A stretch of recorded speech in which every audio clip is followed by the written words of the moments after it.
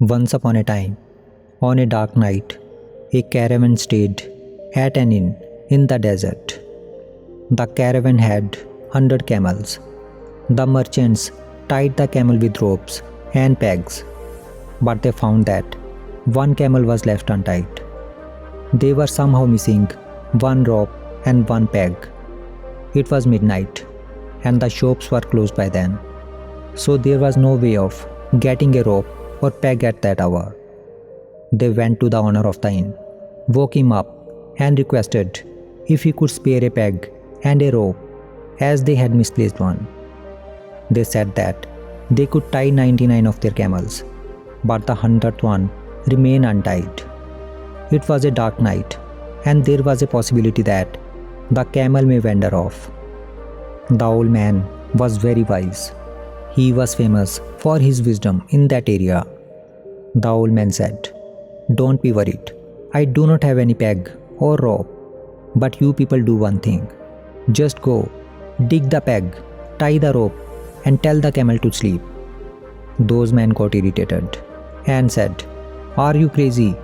If we had any peg or rope, then why would we come to you? Which peg do we dig, and with which rope do we tie the camel?" The old man laughed and said, "You can just dig an imaginary peg and tie the camel with an imaginary rope. Go and act as if you are digging the peg, and mimic as if you are tying a rope around the camel's neck. It is a dark night.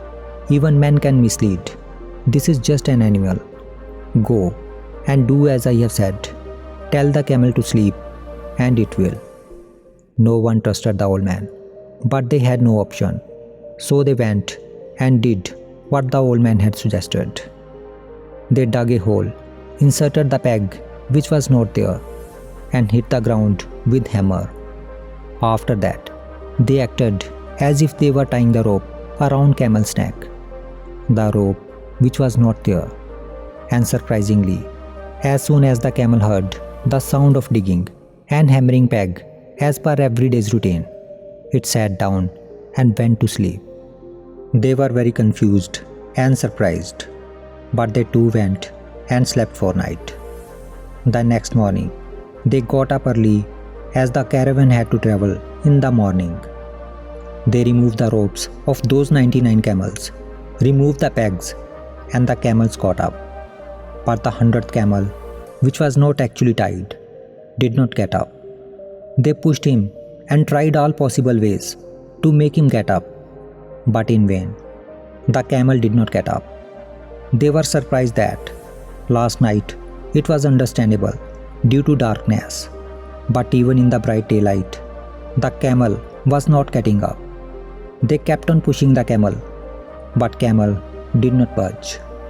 They went in and asked the old wise man what magic he has done on camel that he was refusing to get up. The old man simply asked, "Did you remove the peg and untie the rope?" But the man said which peg they should remove and which rope they should untie. None of these is there. The old man laughed and said, "The way the camel was tied last night, it will have to be untied in the same way. Do exactly what you did last night.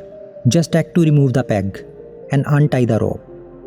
The merchants were helpless, so without further argument, they went and made some noises as if they were removing the peg. Then they untied the invisible rope, and suddenly the camel stood up and it was ready to go. They all were surprised. They went back to the old man, thanked him, and said, "You are truly great. You have deep knowledge and insight about camels." The old man smiled and said, "No, I did not find an answer of this situation by studying camels.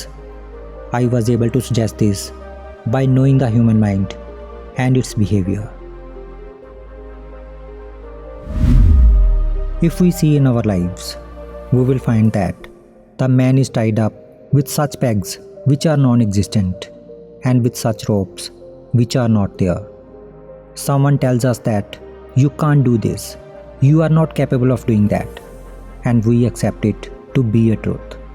We get tied to those ropes and those pegs which are actually not there.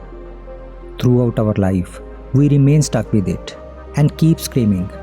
We think that I can't get up. I am tied down with my limitations, circumstances, responsibilities. I am weak. I am helpless. I am dependent. How do I free myself? I have no resources. I have an idea, but no funding. There is so much of competition all around. How can I grow global? I need freedom. Ah, the man screams, and without moving from his position, he says, how do I unplug these pegs and untie these ropes? The best way is to observe and see if those pegs are real, or is it just an illusion, an imagination. And once you see the obvious, then there is no need to untie or uproot. In essence, we just need to liberate ourselves from self-imposed limitations, embrace our true potential, and recognize that the key to unlocking our capabilities lies within our own understanding and perception. By doing so, we can navigate life with a renewed sense of freedom, untethered from the imaginary ropes and pegs that may be holding us back.